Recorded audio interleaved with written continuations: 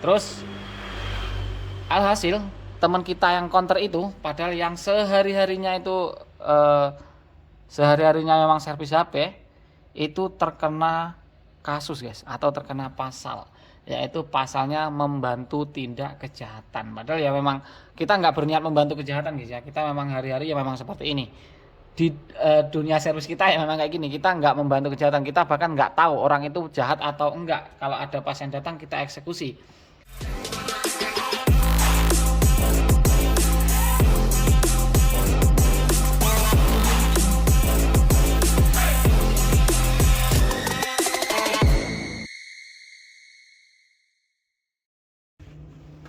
Oke guys, kita ketemu lagi guys ya. Jadi kali ini kita cuma mau sharing-sharing ringan, sharing-sharing ria.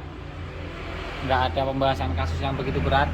Ini adalah Oppo dengan kasus lupa akun Google-nya. Jadi untuk teman-teman yang menangani kasus seperti ini, khususnya tukang servis ya, itu kita saranin untuk hati-hati menerima kasus yang kayak gini. Bahkan kita nggak jarang untuk menolak user guys ya, karena setelah kita tanyain dosbooknya nggak ada. Jadi untuk kasus yang lupa password, lupa akun Google, itu teman-teman harus ekstra hati-hati. Dan kita harus juga yakin kalau emang nggak ada dosbooknya, itu usernya ini nggak ini guys, usernya ini nggak akan, bukan user nakal, intinya HP-nya ini bukan barang curian atau barang nemu kayak gitu guys ya.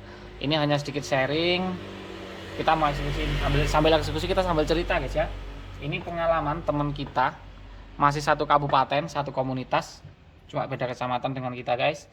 Itu ceritanya eksekusi kasus seperti ini. Kemudian ada seseorang yang sebenarnya usernya itu katanya HP nemu, tapi nggak ngomong kalau HP-nya itu nemu guys. HP-nya itu dapat dari nemu, kemudian di reset, kemudian ngunci akun Google-nya kayak gini guys ya. Jadi ini harus masukin akun Google dan seterusnya kayak gitulah intinya. Terus si user ini nggak ngomong sama si counternya itu kalau HP dari nemu, dan counternya itu ya kita bisa katakan agak ceroboh ya, langsung dieksekusi, langsung selesai. Ternyata di waktu yang sama ada orang itu yang melaporkan HP-nya kecurian, bukan jatuh guys. Padahal itu kronologinya harusnya HP-nya jatuh ya, tapi dia bikin laporan ke polisian itu HP-nya hilang, dicuri orang kayak gitu guys. Atau kurang tahu lah intinya, bikin pelaporan hilang terus sama si pihak kepolisiannya dinyatakan diambil orang atau bagaimana, saya kurang paham guys. Intinya kronologinya seperti itu ya, ada orang benerin kayak gini terus dieksekusi tanpa ditanyakan dosbook dan seterusnya. Saya sambil eksekusi guys, ini tipe ini kita matiin dulu. Terus alhasil teman kita yang counter itu, padahal yang sehari-harinya itu sehari-harinya memang servis HP, itu terkena kasus guys, atau terkena pasal, yaitu pasalnya membantu tindak kejahatan. Padahal ya memang kita nggak berniat membantu kejahatan guys ya, kita memang hari-hari ya memang seperti ini di dunia servis kita ya memang kayak gini. Kita nggak membantu kejahatan, kita bahkan nggak tahu orang itu jahat atau enggak. Kalau ada pasien datang kita eksekusi. Tapi di akhir-akhir ini memang ya memang prosedurnya kayak gitu, kita harus patuh juga guys, nggak asal cuan ya, nggak asal cuan. Jadi ya begitu adanya guys, membantu tindak kejahatan. Jadi solusinya seperti apa untuk sementara ini? Untuk sementara ini kasus seperti ini kita harus tanyakan dosbooknya guys, harus ada dosbooknya ya.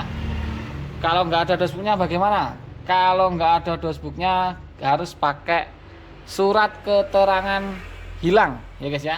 Intinya kalau di tempat kita ya, kalau di tempat kita itu himbauan dari komunitas juga itu membuat surat keterangan hilang. Itu yang hilang adalah dosbooknya. Jadi tanda tangan materai, ada pertanyaan di situ, pernyataan bahwa dosbook HP-nya ini hilang, atau udah misalnya belinya di luar kota, udah ditinggal nggak dibawa ke sini dan seterusnya.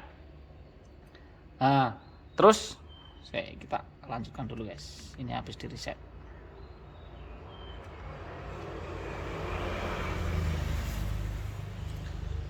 Terus setelah membuat surat keterangan hilang itu, di situ ada keterangannya bahwa kita itu hanya beneran servis guys. Kita kegunaan surat itu untuk membuka akun yang ada di HP ini. Jadi di keterangannya itu seperti itu. Kalau sudah tanda tangan, sudah selesai, usernya difoto sambil pegang KTP, jebret, sama itunya dilampirkan. Itu hanya untuk jaga-jaga kalau ternyata setelah itu akan ada orang yang mencari HP hilang dengan tipe sama dan ini sama guys. Ini kok panggang ini ya? Format data ya 2308.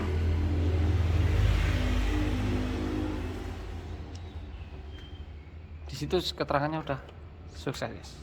Nah, itu udah sukses, harusnya udah sih, tapi kok restart ini kita nggak tahu. Nah, jadi intinya kayak gitu ya guys ya. Ini tadi udah kita tanyain dashboardnya, udah dikasih dashboardnya. Jadi kita bisa eksekusi. Di sini kita cuma mau sharing aja teman-teman yang di daerah lain itu prosedurnya seperti apa yang lebih efektif.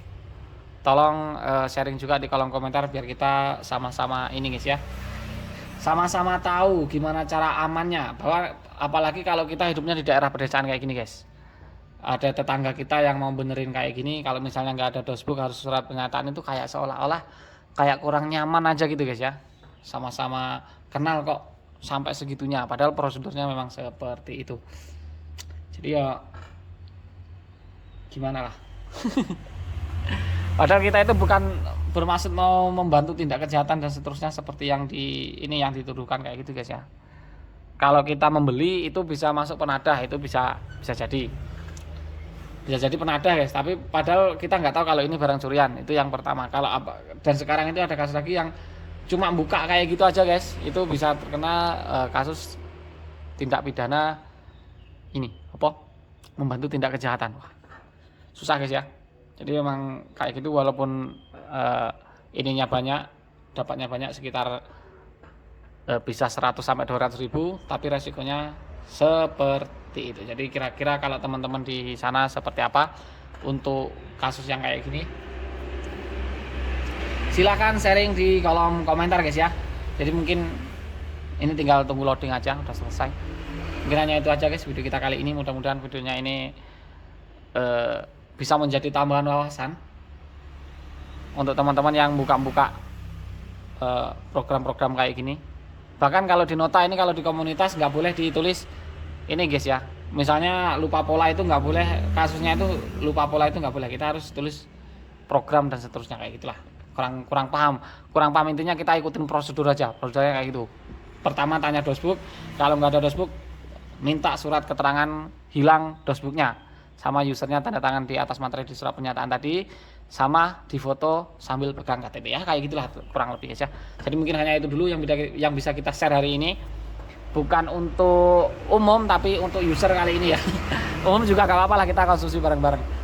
Jadi mohon maaf bila salah kata, jangan lupa untuk selalu ikuti kita ya guys ya, dengan cara diklik subscribe dan dinyalakan lonceng notifikasinya, dan kita ketemu lagi di video berikutnya. Dan bye bye semuanya, thank you juga. Ini tinggal tunggu ini aja, tinggal tunggu loading selesai.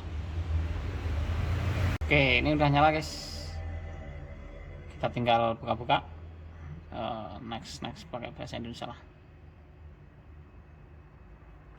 Jangan lupa ini dilepas aja guys, kartunya dilepas aja ya, biar nggak terlalu banyak setup sih. Nanti menunggu lagi guys kalau kartunya posisi. Nah, di kartunya harus dilepas nih biar enak.